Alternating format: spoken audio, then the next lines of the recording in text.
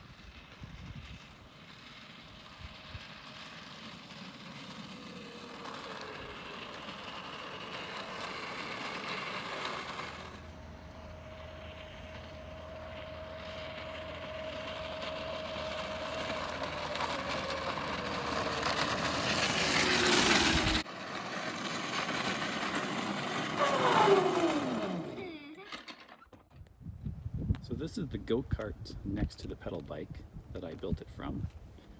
So you can actually see side by side what the differences are. Right where the chain used to be is where the e-battery is. I took off the pedals, seat remained the same spot, everything remained in the same spot with the addition of,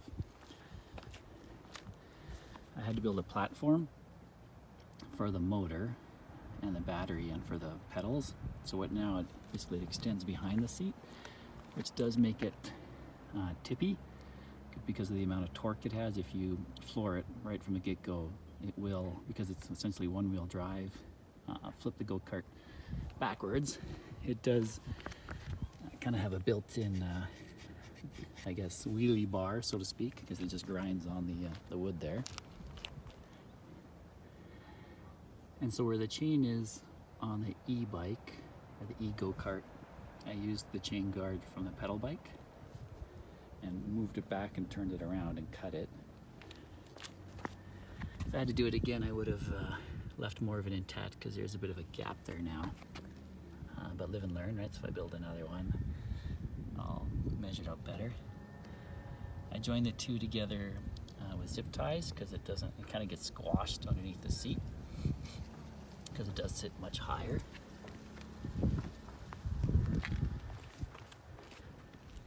Right, and again, the e-bike battery fits in there nicely if you get the canister, lithium ion. This was just a piece of metal I had that I bent up. The gas pedal you can order along with the motors, and you need to find a nice place to attach it, which is what I did here. Assuming this is on. So the switch to turn it on and off is not super conveniently located. It's right here, so I bent up the key actually to get it out of the way of your foot. It's on, off. And if you want to check the battery capacity, there's a button here you can push. And although the battery is a quick release, it'd be tough to get it out of there now because it's basically the seat and this is in the way. So I could remove it if you take off the seat and remove this. You can pull the battery back because it is on a track. That's how it mounts, in fact. Is it mounts to a track. With the spring around the corner, I think I'm going to tackle my second build of turning these Trax Lightning pedal bikes into an electric go-kart. So I built one 2 years ago now, so this will be the third season, and it's held up really well. My oldest daughter's getting a little too big for it, and me as well. It will support me, 165 pounds, and get me up to about 20 miles an hour. But I do want to build a larger one, so I thought I'd take a quick comparison video and then show you step by step how I'm going to build a larger one. One of the reasons why I like this particular pedal bike is because it's super light. I'll measure it here in a minute. And by far, like hands down, it's the easiest way to build an electric go-kart is take a pre-existing pedal bike, because you don't need to do much. It already has all your main components, right? It has the frame, the seat, the steering, the wheels. Okay, I'll see if I can get these weighed here with one hand. Take a little manual scale for luggage. onto the steering wheel here.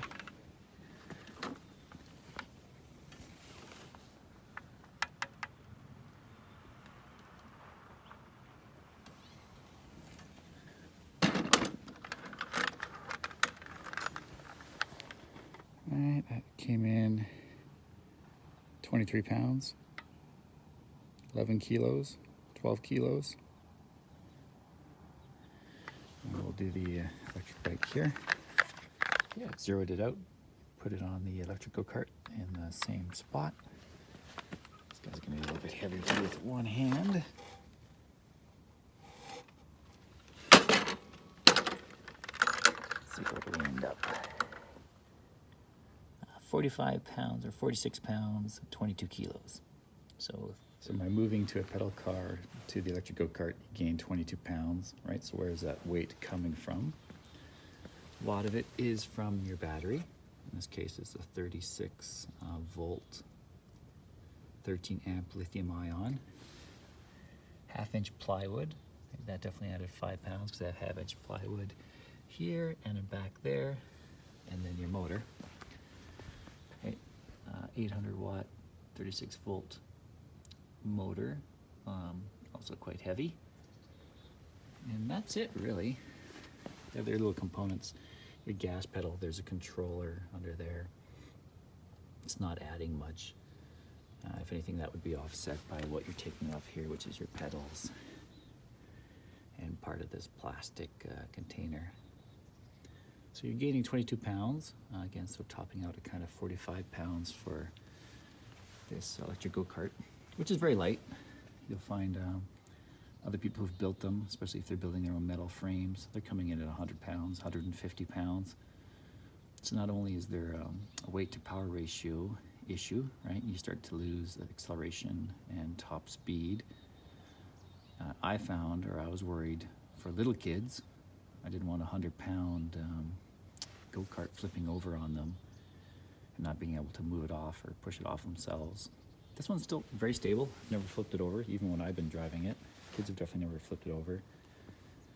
But because it's quite light, even when my youngest daughter was 7, she could easily pick it up by the handle here and move it around. Because controllers, particularly because they're DC motors, and do allow you to switch the polarity to run in reverse. All you need to do is really add a switch for that. But because I wanted a really simple, you know, just go forward and manual brake. Right, that's what this guy does.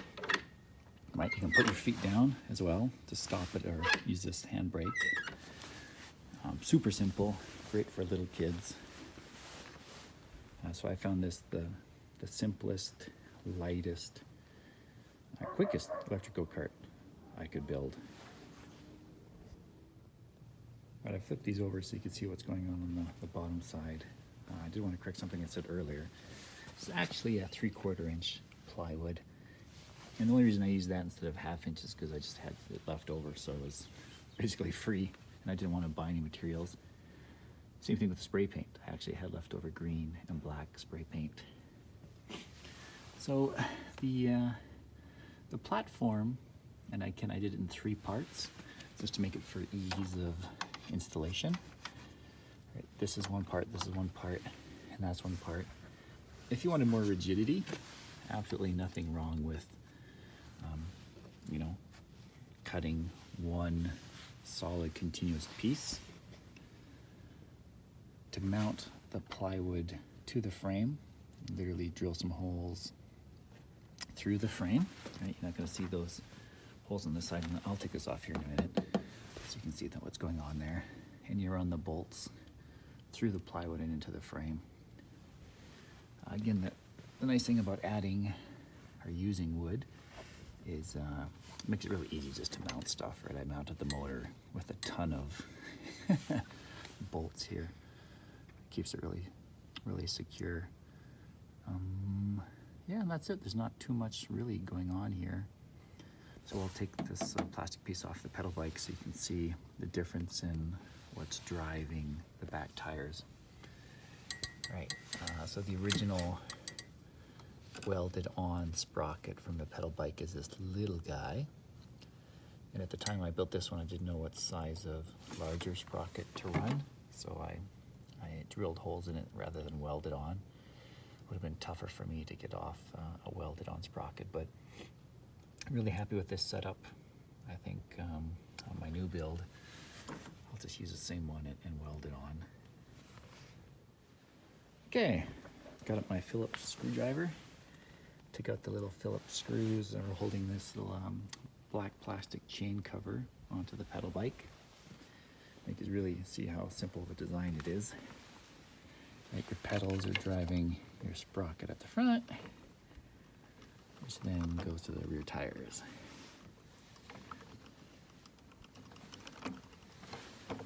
And it's worth noting, this guy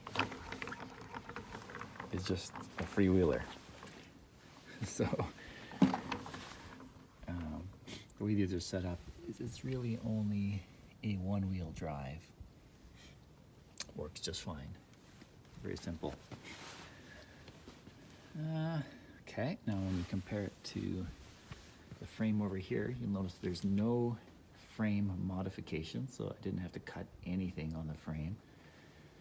Literally leave everything intact, and you can reuse a lot of the same holes and bolt.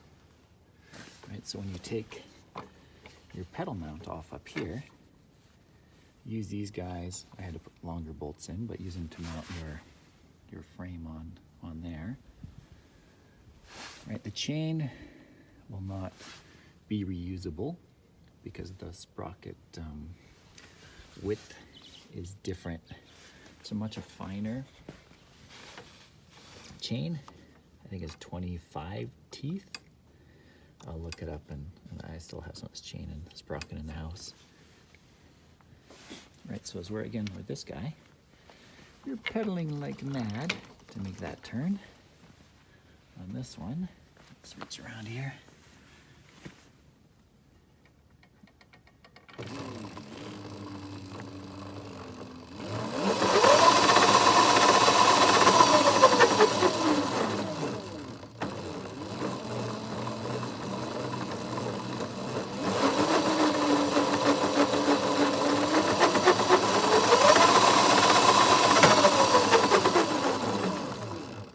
That's maxing out at 2,700 RPM, which with this particular sprocket setup will get, even myself, it's 165 pounds up to 20 miles an hour.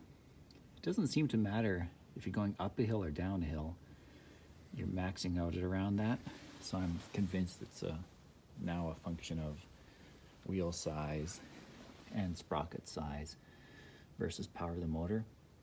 This motor, 800 watt, has definitely enough power to move a full-size adult at speed. If I put bigger tires on it, I could definitely go much faster. Did want to take a moment to point out I added a wheelie on the back, right? Because I was grinding the back bar here on takeoff, much like a drag car. It has so much torque and so much weight on the back with this big battery, or not battery, the big motor back here, that literally if you come around here, see there is a gas pedal, right? So you can control it slowly and you'll get going. But if off the gate you do this, you're grinding the back while you kind of do a wheelie down the road. Fun and scary all at the same time. But this definitely helped with that. Now stopped my wood from grinding away. So if I go back to this guy, which I'm going to make a longer electric go-kart out of, you'll see that the seat is a quick release. It's movable. It's on it's furthest back as it'll go right now. And this little bar here really just used to support the seat. It's not part of the frame. Well, I guess it is part of the frame, but it's not holding the back tires on. So for that part, there's only 2 bars. So my plan was to cut it, maybe right here and here, find some little bit larger pipe, run it to get an extension in there, probably another foot, maybe 2 feet. I don't know, I'll measure it out. Bolt basically drill through the larger pipe into the smaller pipe, put some bolts through them, maybe weld it, depending on how strong it is. Probably add an additional crossbar to get some strength back. And then instead of kind of a 3-piece bottom platform like I did on this guy, I'll just go for a 1-piece to really increase my rigidity. So thereby just cutting these 2 pieces and pushing this part back. I might have to build an extension for my seat, I guess, so it rests on something as well. At the front there, yeah, I can make this thing longer because the chain doesn't run from the pedals anymore. It's just literally mounted in the back there, so that's not going to change. So to make this a bigger go-kart, you just really kind of have to extend it. Should be quite simple, to be honest. So to summarize what you're going to need here to turn this little pedal bike into an electric go-kart is, let's start with like a new sprocket, and that's going to go, I'm going to attach it to this guy because again the teeth size is different between the two, and the electric motor has a little tiny, about smaller than this guy already on the motor. Okay, maybe that's a better shot of the sprocket on the motor. It's tiny. I did try originally putting a bigger sprocket on the motor, but that just didn't give me the acceleration or top end I wanted. Actually kind of bogged out. Oh, I started to overheat the motor. So keep with the tiny one that it comes with. Don't bother swapping that out. And then again, just change this. So you have your larger sprocket, which you're going to need a different chain. They come in giant lengths on eBay, so you'll get more chain than you ever know what to do with. Get yourself a little chain tool so that you can take out these little pins, shorten it, put the pins back in. 20-25 bucks. Very handy. Love it. Right, to go with your electric motor, you're going to need a controller. So this is kind of what controls your speed, your accelerator. This particular one, because I wanted to, for my larger go-kart, build a more powerful one, is a 48 volt, 1000 watt. Whereas on that guy right there, the controller is a 36 volt, 800 watt, which matches up to the motor. So you're going to want to pick a controller that matches your electric motor that you buy. So if you buy a 36 volt motor, make sure you get a 36 volt controller.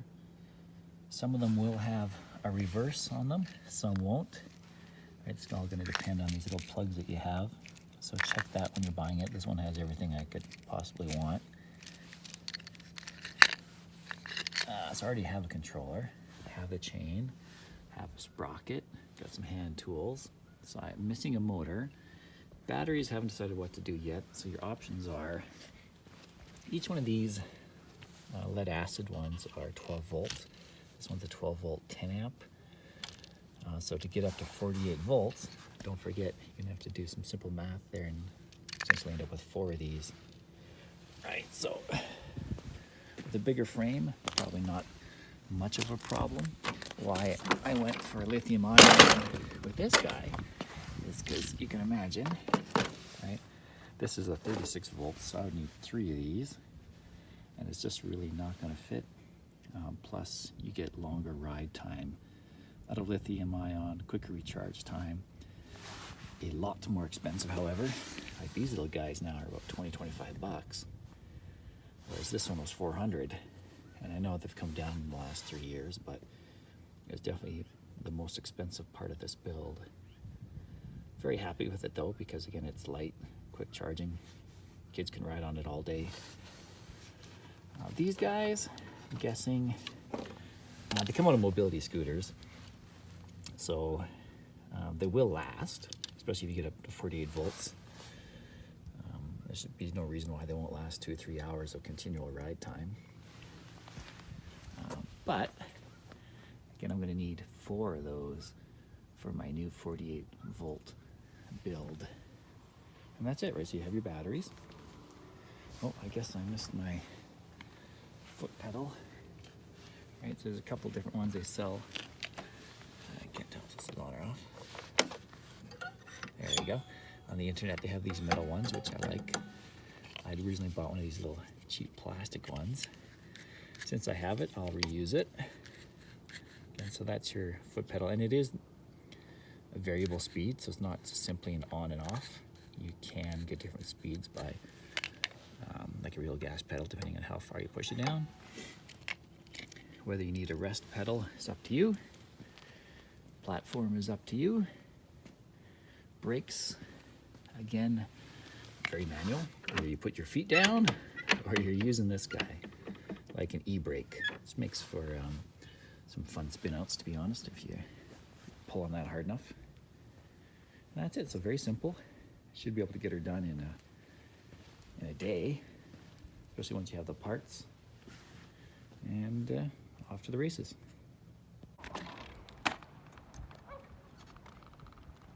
Too much torque.